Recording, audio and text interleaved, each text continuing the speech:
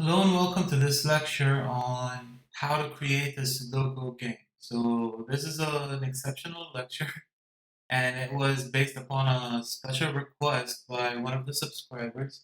So here's the lecture. First of all, what is a Sudoku game? So if you go to Wikipedia, you type in Sudoku, and this is what we get. It's a logic-based game based on combinatorial number placement puzzle. As you can see in front of us, this is a typical Sudoku puzzle because there's multiple types. As you can see here, there's different variants on this game. Got a killer Sudoku, alphabetical Sudoku, hyper Sudoku, twin Sudoku, and so on. In this lecture, we're going to tackle the typical Sudoku puzzle. That is, our objective is to fill a 9 by 9 grid with digits so that each column, each row, and each of the 9 3 by 3 subgrids, this is 1, 2, 3, 4, 5, 6, 7, 8, 9. So each of those that compose the grid should contain all of the digits from 1 to 9. That is, I'm not allowed to see duplicates in a given column, in a given row, and in a given 3 by 3 subgrid. So let me show you what I mean.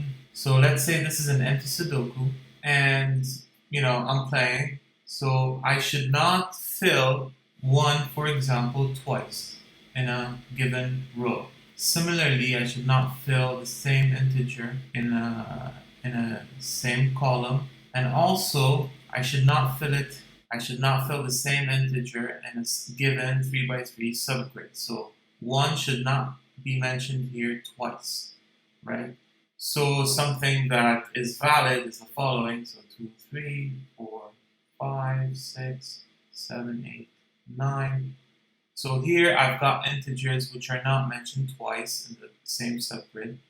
And in this column, I should not enter or re-enter 1, 4, and 7. So 8 here works, and so on. So our objective is to write a program that solves this automatically. Also, the program is allowed to take in constraints. So what I have in front of me is constraints. So 1 till 9 here and 8 here are constraints. So the program, given those constraints, should solve the problem taking those numbers into account. We can also solve a Sudoku with no constraints, that is an empty Sudoku. That is also doable. The program should also be able to handle any conflicts. So what I mean is that, let's say 8 is mentioned twice in the given row. That is a conflict. So the program should be able to say, hey, there's a conflict. I cannot solve the problem for you. So you should remove this 8 and solve again. The program is also able to handle any user misconceptions. That is, let's say a user entered a number greater than 9, so 10, that is not valid. Or a negative number that is also not valid. Also, any string inputs are not valid, so the program should be able to deal with those misconceptions automatically. So without further ado, let's get started. Right, so let's start off with the main functionality. That is, our goal is to create a Sudoku GUI interface. So what I'm going to do here is create a script for that and call it Sudoku GUI. I'll open my file. So first thing you'd want to do is that if you have any variables in your workspace that might affect your program, you just clear it all. You might close any figure open if you want. Clear your command window, and yeah, that's it. So first thing I want to do is I want to create a GUI window for my Sudoku game. Good, so the way I can do that is using MATLAB's figure function, so figure, and I'm going to pass it some properties. So we can go right here and hit F1 as such. So figure creates a figure window, and you've got really many properties that you can pass to this function. So I'll go down here. As you can see, for example, you've got the position, which is a property name, and its value would be the following. So the following is where the window should be opened once MATLAB runs this line of code. So let's say I want a position of, let's say, 0, 0, 400, and 500, let's say. And my unit is going to be pixels for that. Pixels. Also, let me hit 3 points and go down here. So in MATLAB, 3 points stands for, go to the next line and continue typing as you were typing here. So I could have done this. For example, over here, I could have inserted 3 points and hit enter, just for organization's sake. So I'm going to give it, let's say, a name. So the figure is going to hold a name, the window is going to hold a name, and it's going to be called a Sudoku solver. And I'm going to make it visible, so you can turn on and off the visibility. That is, if it appears in front of you or not. I'll run this, and this is what I get. A 500 by 400 window, measured in pixels, and the name is a Sudoku solver. Currently it's empty, okay? So I'll close this. Good. So I'm going to insert all this there. So figure will return, as the help tells us, H. H is a handle to the figure object. So in case you want to manipulate and read and write to the figure, you'd want to, return the figure into a variable, which is a handler. In my case, I'll return it and store it in something called a window. So a window is the name of the figure, right? And let's do something like move my GUI to, you can move it to the center of your screen. Once you hit run, you can see it moves to the center. Well, let's say I want to move it to all those are valid positions, right? Center is on the center. Let's say I'd want to move it to the northwest as such. And here you have it. So each time you run this code, you have it stuck up on your northwest. So on the upper left part of your screen. Okay, good. For the Sudoku GUI, I need 81 cells, 9 by 9, a 9 by 9 grid, right? So I'm going to create those. I can do so using a double for loop. So for I going from 1 till 9, and j as well. I am going to read an x position and a y position. Okay? So the x position is going to shift it first by a corner value, and I'm going to move by columns with a certain amount. So dx, I'll set it to, say 35. I'll claim a dy in the same value. Also my corner x. Now those values are found through experience, right? So you're going to try to come up with the desired value. And a corner y, let's set it to 410, right? So I'll copy paste this code right here.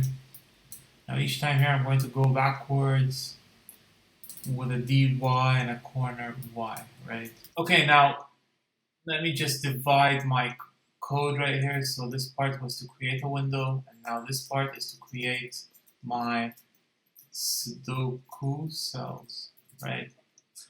It's highly recommended that everything that appears on the window, that it should be stored in a certain structure or a certain data structure. So all the properties, let's say buttons appearing here and text boxes right there and text boxes right there, and I don't know what other fancy UI control we're going to have right here. All those controls or texts or messages are going to be stored in one variable called my Sudoku GUI. So right here, my cells, my 9 by 9 cells are going to be stored in a matrix X. So in the ith and jth entry, I'm going to have a cell which is a UI control with some desired properties. So unit, I'm going to set it to pixels so that anything I specify after is measured in pixels. The background, I might just set it to white, right? I'll set the style not the text, but to edit, because I'd like to edit those cells, right? I want them to be visible, so I'll set the visibility property to on. What else could you think of? Now let's just see how they look like at the moment. So run. I don't see them in front of me. That's because I didn't set some other properties. So yeah, so each time you'd have to, you have to give it a certain position. So the position, X position, Y position, DX and DY, right? I'll set a font size to 14. Set a font weight to normal. And the most important thing is that I set an enable to on. So run, I only have on diagonal. So what's going on right here? Let's change those values. Maybe if I set this to this. No, that's not it. So this should be an II. That's the mistake. And there you have them. So this II was for the columns or for the rows, and this J is for the columns, right? One more thing right here is possibly, yeah, so we need a callback function. So each time I press a key, I need the following function to be called. So it's not created yet. It's going to be called cbEntry. So callback entry for each cell. And on top of that, the function is going to have 3 parameters. So window, which is the current window, and the row and column index for the row. So let's go here, new file, script, call it the same name, cbEntry, right? Open that. There you have it for you. Always for a callback function, the name should start, or the function should take 2 parameters. Even though you're not passing anything, those 2 parameters should always be there. So they are the source, src, and the event. And now you can start passing your parameters. So H is the window, and the II and the JJ. Okay? All this is unnecessary. Now, make sure, just click here, display, create or cell, so run. So each time I edit, you see that cell is being printed. So let's be more precise. So I'd want to print also I and J. So number to string I and J. Insert them in an array as such. So the following cell is being edited. So let me insert a comma between I and J and some parentheses. This is just for debugging purposes. So if I click anything here, if I enter any text, I'll see that the cell 2 by 3, the cell sitting at 2, 3 being displayed. So if I go here to cell 5, and I hit something, there you go. Same right here. There you go. Okay? So this callback function is working. Okay, good. So that's it for the cells. Let's move on to something more fun, which is a text box. So right now I'm going to create a text box. I'm going to enlarge this a bit because it's looking really squeezed. So the way you can do that is double clicking the editor as such. You get all this editor open for you. Right now I'm going to insert a title toolbox, title text box.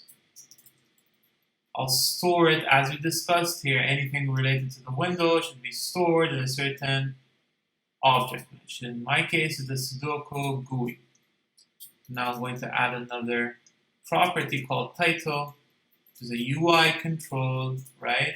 And in particular, it's a text, right? What else could we think of? So any unit I'm going to add is going to be measured in pixels. The font weight, I'd like it to be a normal font weight. What else do we have? I'd like to give it a title, which is Sudoku Solver. And I'll set its position from the left 0, from the top 455, bottom 430, and a font size. I'll give it a big font size. Let's say 24. Run. There you have it. Now, something we can do right here is play with the background and foreground colors. That is, the background of Sudoku, let's say I'd like another color. I don't want it to be just this gray default color. And on top of that, I don't like this, black color of Sudoku Solver. I'd like to change it. So first, let's change the background color, using the background color property, and pass it RGB value colors. So I'll pass it 0.7 for all.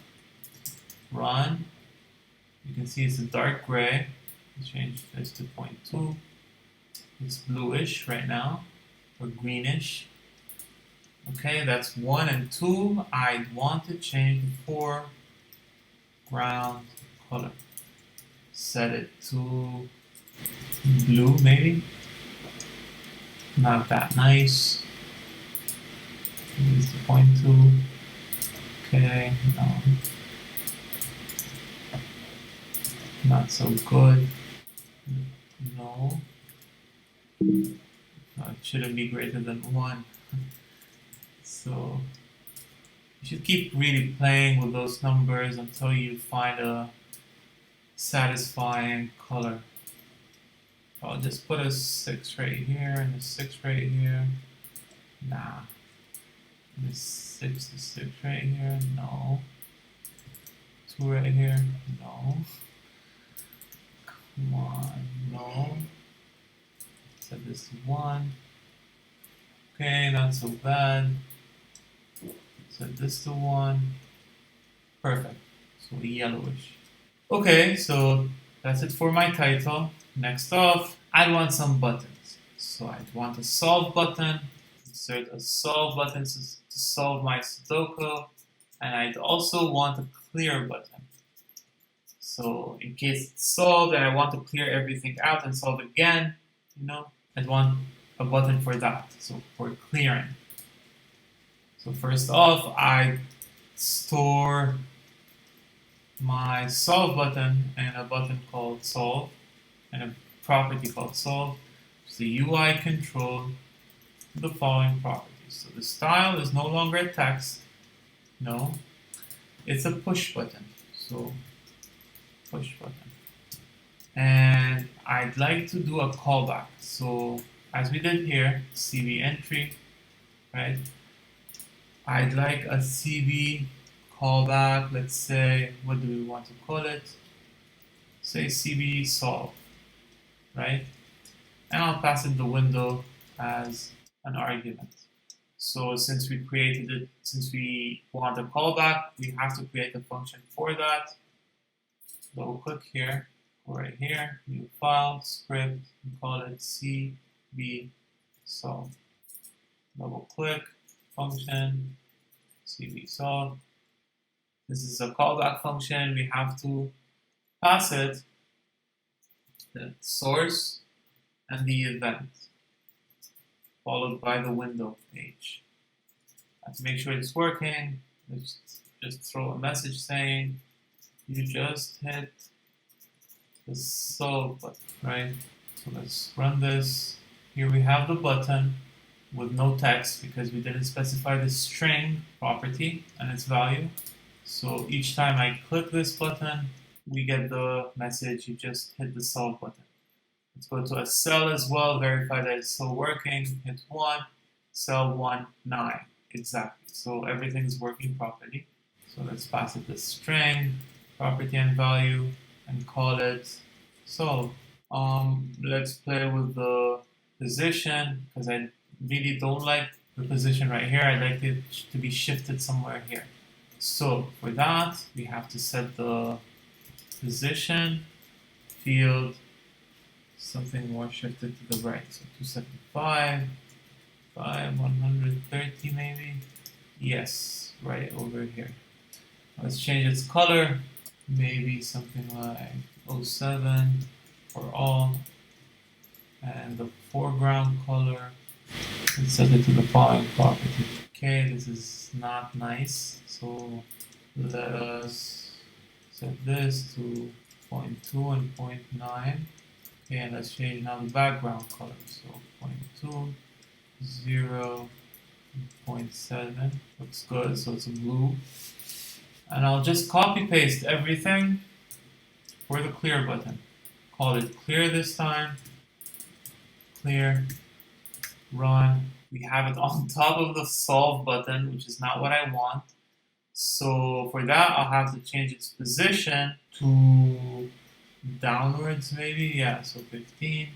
And there you have it. Now, we have two problems right here. Both the same color. And each time I click it, I'm running the solve callback function. No, I want this to do another functionality. I want it to have another purpose. So for that, I'll change the callback and call it cbClear and create a function for that. So function cbClear, since it's a callback, we'll pass it the following arguments. So there's the event and the window. This time display another message, so you just hit the clear button and save it to your directory.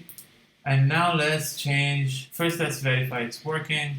Clear, you just hit the clear button, and solve, you just hit the solve button. Modify a certain cell, there you have it. So all callbacks are working as expected. Now let's change the color of the clear button.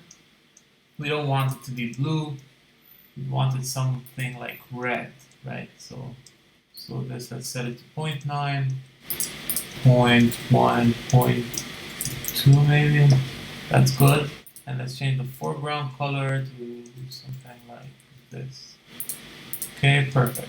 Okay, now it's all looking good. We just need one more text box right here to show us what's going on. So a status bar, if you will. So for that, let's insert a status bar. So Sudoku GUI dot status is a UI control, the style text, right? And unit pixels.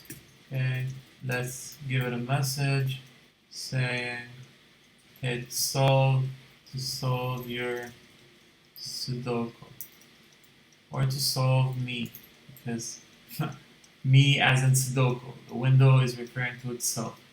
So it solves to solve me. See how it looks like. It solves to solve me. Okay. I don't like the background color, so let's change it. Background color, set it to 0.7, 0.8, 0.7. Let's change the font size to 10, and its position 25, 35, 250, and 50. Let's push it to the left, so with its entity, align it to the left. See how it looks like. Perfect.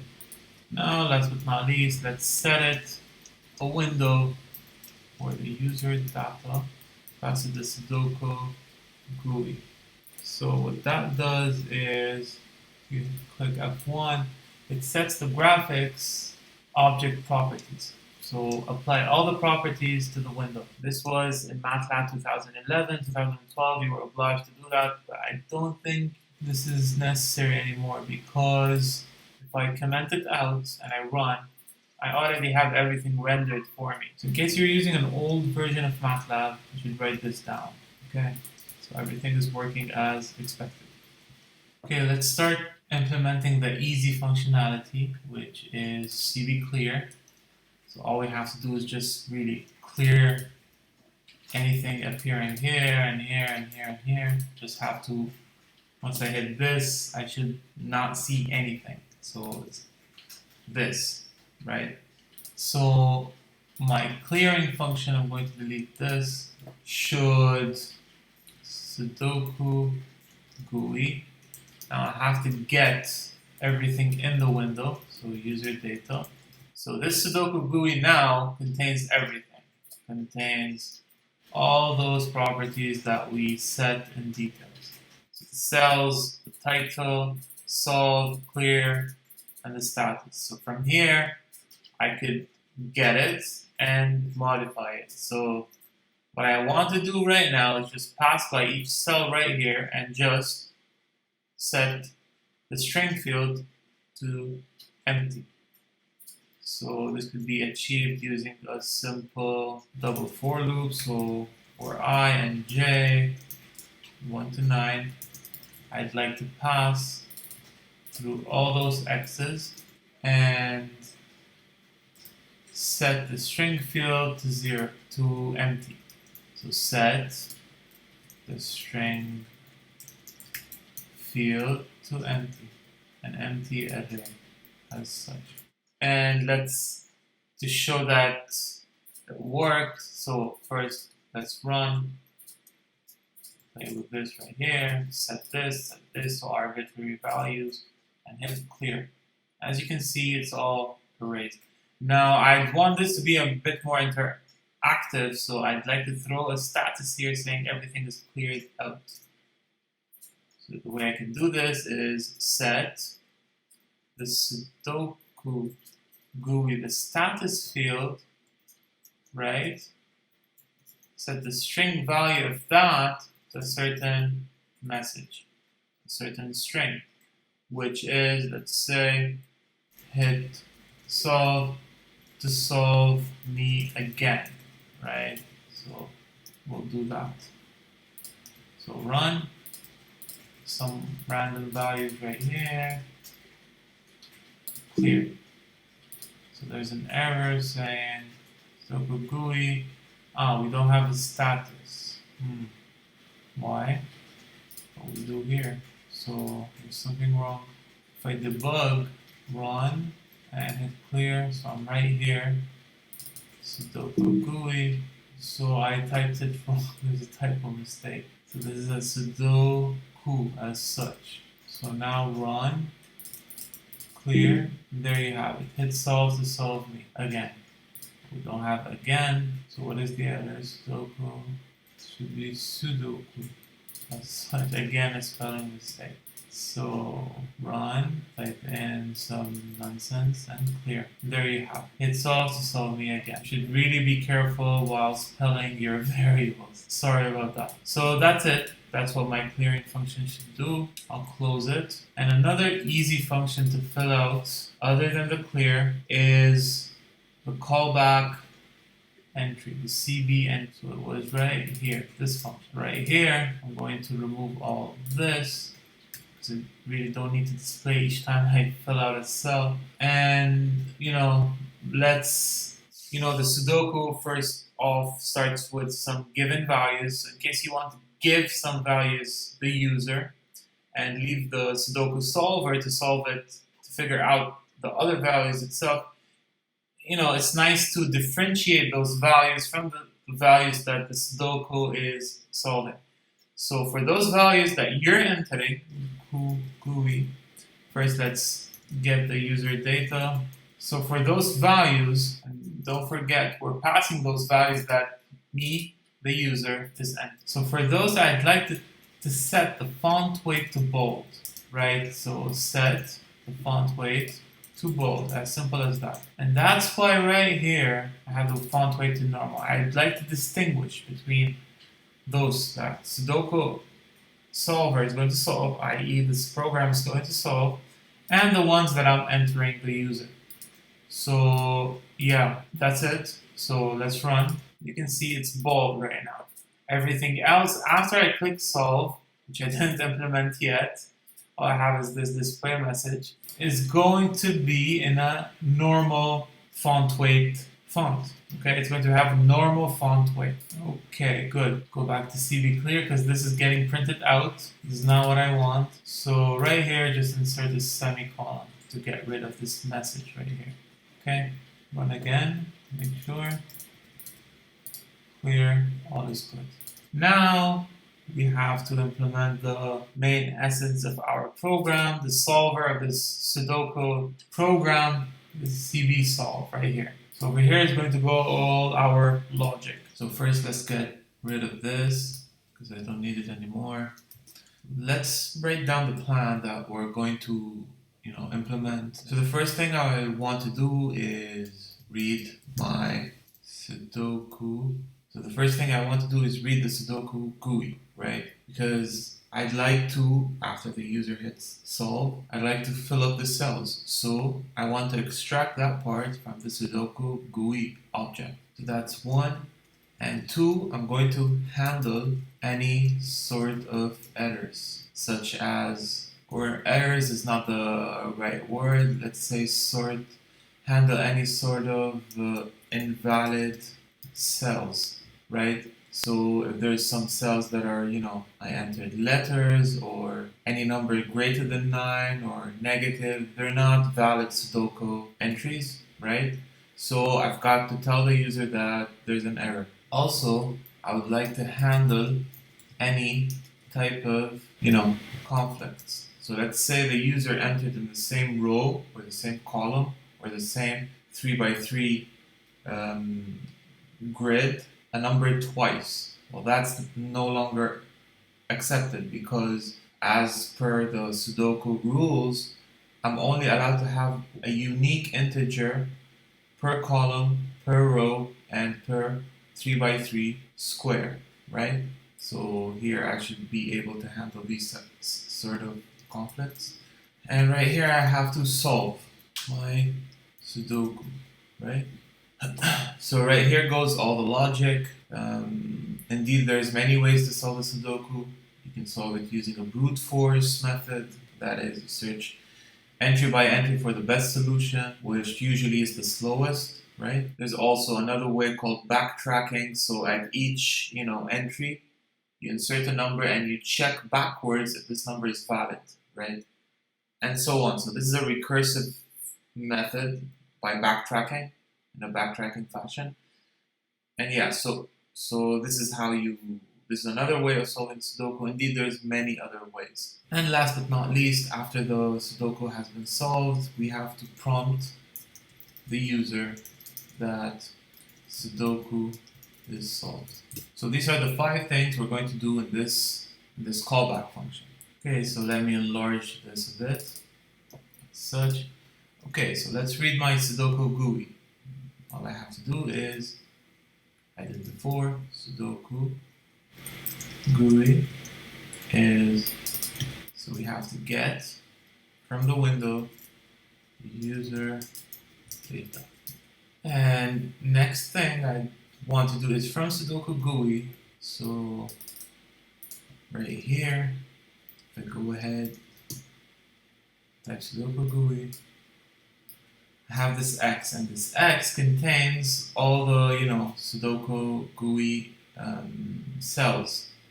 Contains all the cell information the user has entered, whether empty or not empty, right? So let's read those, and we have to pay attention that all those entries by the user are strings. So I need to convert those strings as well to doubles, right?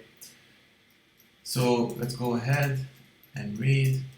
I'll store them in a matrix called A, right? So string to double, I want to convert from a string to double. All the Sudoku dot X IIJJ at the I and jth entry, right?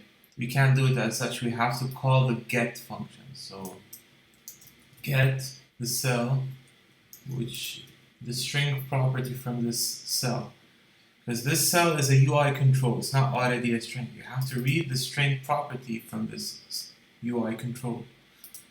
Okay, so this is not going to run properly because what if we have empty strings? So in case you call a string to double of an empty string, you're going to get an NaN. Well, to avoid this, let's put an if-else statement. So if this guy is empty, so let's insert a temp right here. UI control at II at ij, right? So it's this guy right here. So if this guy right here is empty, or I'm more concerned with the string. So we're getting the string, right? So if the string is empty, right? You don't want to insert an NaN, instead insert a 0. Else, you'd insert the string, right? So right here. Okay? So I'm going to print it for debugging purposes, and I'm going to run the Sudoku. So run. I'm going to insert a 1, 2, 3, 4, and a 5. Solve. And here we have the matrix A. Let me enlarge this. Let me solve again. I'll add a 1 here, a 2 next to it, 3, 4, and a 5 down here. Solve. And there you have the matrix A. 1, 2, 3, 4, 5. In the same order. Anything that is empty is set to 0. Okay? Back to here. Okay, now I'm going to check for invalid entries. So again, a double loop, right?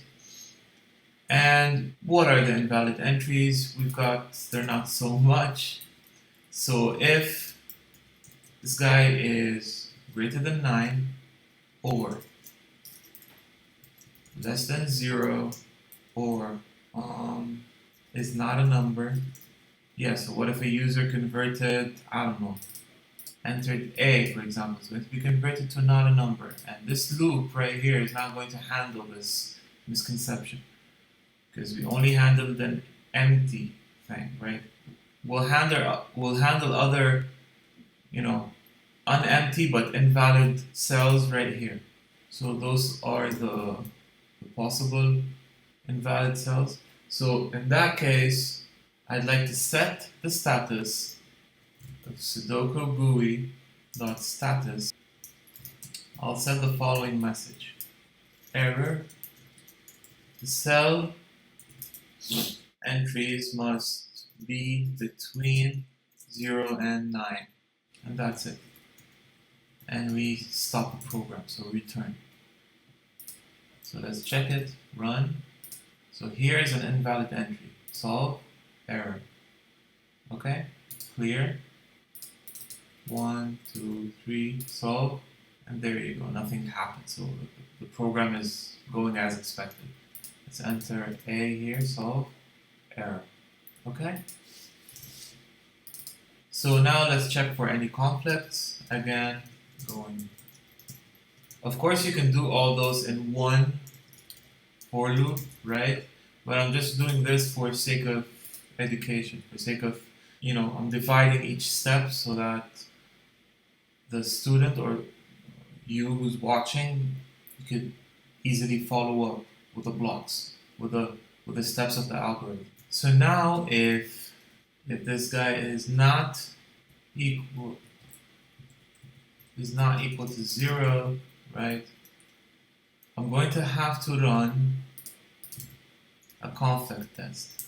So conflict test, pass it the matrix A and the entry, right? So for this, we're going to write a new function called conflict test, which checks if there's a conflict or not. If there is not, we'll just skip this and none of this logic right here will be executed. If there is, I'm going to set the status of the Sudoku GUI to conflict. And I'll just return. So what is this conflict test going to test for? It's going to test if there's multiple integers in the same integer found. If an integer is found more than once in the same row, column, or the 3x3 grid. So for that, let's go ahead here and create a function called conflict test, which should be able to return a flag.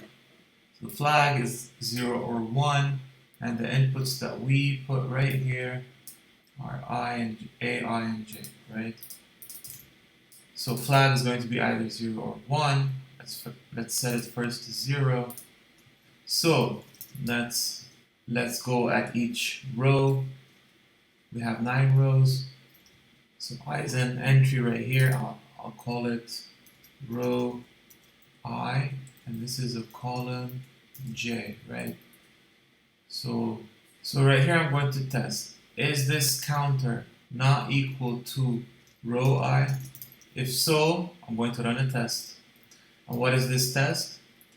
It's going to be, so if I found an element which is equal to the element I'm testing at row I and column J, if I found the same element in the same column, that's it. I should return a flag equal to 0, and that's it. No more testing, because we found an element in the same column and element test, or let's call this column test. So in the same column, I found a duplicate, right, at II. So I'll just have to return this program stops executing and the flag is already 0, right? If this passes, we're here at line 11 and the flag is still 0 and I did not return. So now let's test for the row test. The same logic.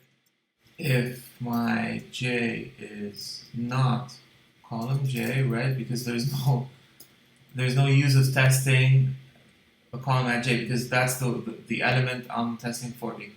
If I don't include this, then this is always going to return and the program will stop executing. I do not want to compare the element at row I column J to itself, because I already know it is equal to itself. And if I do, this logic is no longer useful. So I have to skip this element. Now let's test the following. If I find another element, a duplicate sitting at row I, then I just return and flag is 0. Now let's check for 3x3 grid tests.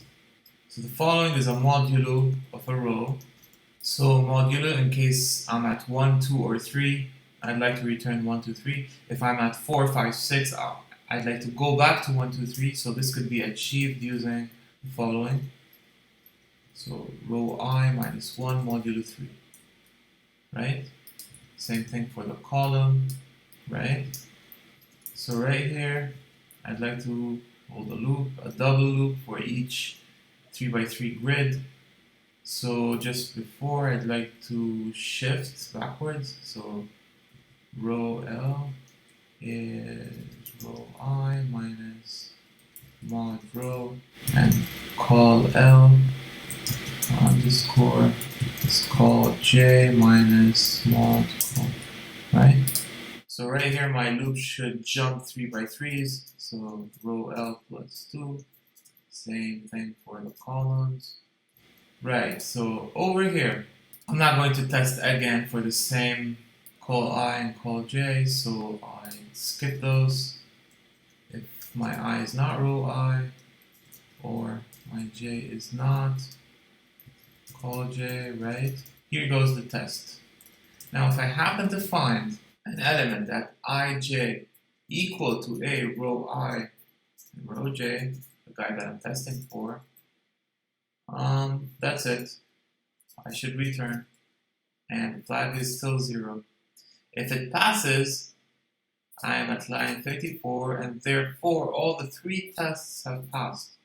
So the flag should be set to 1, and hence the conflict test passes. So if the conflict test passes, so this we should set it to 0, as in the conflict test fails. So if the conflict test fails, the following will be executed. Else, I'll jump to solve my Sudoku. Right, so let's give it a shot. I'm going to insert a 1 here and a 1 here, solve conflict. So let's put a 2 here, solve. The conflict is still here, so let me run again. 1 and 2, so there's no conflict. 2 right here, no conflict. If I put a 2 here, there is a conflict. There is an error. At line, okay, so what is the error? So undefined function of variable row j. Why? Ah, this should be column j. My bad. Okay, let's run again. So 1, 2 passes. 1. This should give me, okay. If I put a 3 here, this should not pass because it's in the same 3 by 3 grid. If I remove it and put a 4, it's okay, but it's still a conflict because I did not update the solve. It's okay. Let's clear everything out and solve again. 1, 1 is good. 1 here is not good. Conflict. Clear. 2, 4, 5, 5, 51. This should return this test right here. Cell should be between 0 and 9. Between 0 and 9. So clear. 1 and a 1, conflict. 1 and a 1, conflict. And 1 and a 1, conflict. Now that 1 and a 1 here, no, that 1 and a 1 here is not a conflict. It is a conflict once it's here. Good, so our conflict function is working properly. So as we discussed here, there's many ways of solving the Sudoku. You can solve it by brute force, namely you could pass by each entry and find the best candidate for that entry. This is an exhaustive way of doing that. There's another faster way, which is backtracking. So in a recursive way, at each entry, solve the problem backwards. So let me show you what I mean. We're going to go for the second option, for the latter. So let's say I have a function that solves it, okay? This function is called Sudoku Backtracker. And I should pass it the matrix A, right? There's A right here. Okay, so the solution, I'll store it inside X, or A solution underscore solution. And right here, I'm going to print a message saying, so I'll set the Sudoku GUI.status to solved. And last but not least, I will update my cells. So I'll pass by each one, and I'll set the xij field, the string value, to a sol ij, right? And be careful, this is a double. Now we need to do the conversion backwards. So num to string of this guy, right? So that's it. And one more thing, if we remember here, when we were setting the cells, we set the font weight to normal, right?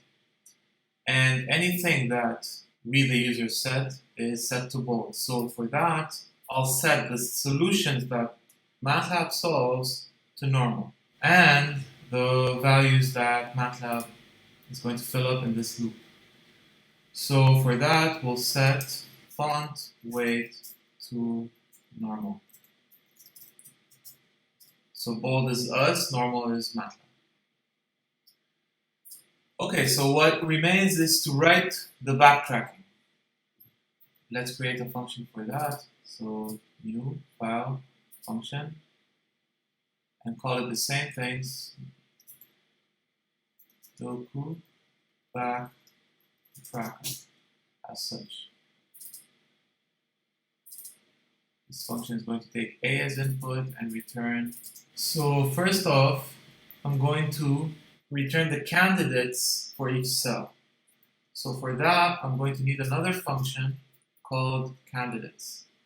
And this function will return three things. So first, see vector of candidates for each cell. I'm going to return a vector S, which is first cell with one candidate, and E, first cell with no candidates. So first off, I'll define a C, which is a cell 9 by 9, and I'm going to loop through each of the columns. So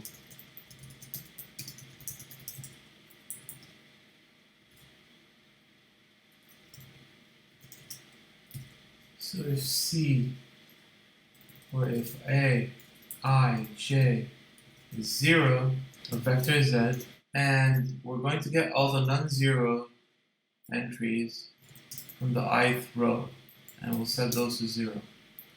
Likewise, for the columns, and now for the 3 by 3 grids. So let's compute them right here. So row mod, as we did before, A over 3 minus 1 plus, and call mod for the columns. So right here, row mod and call mod, set those to 0, and then return the candidates. Now L is going to be the number of candidates, so what we call the length of C. S is the first cell with one candidate, if any.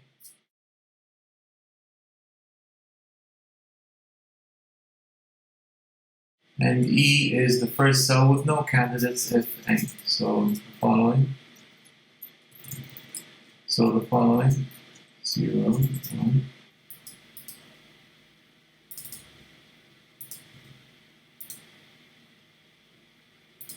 Okay, this looks good. And now, let's use this candidates right here. Now, if my S is not empty, and if my E is empty, all I have to do is set the, so this is A right here, is set the A field, those S's, to the C's I found in the candidates function, and solve again the candidates. Now, right here I am able to detect if my Sudoku has a solution or not. So if it doesn't, I'll just return, so there's no use of solving this A matrix again. And last but not least, we have to do the backtracking. So right here goes, so the backtracking operates as follows.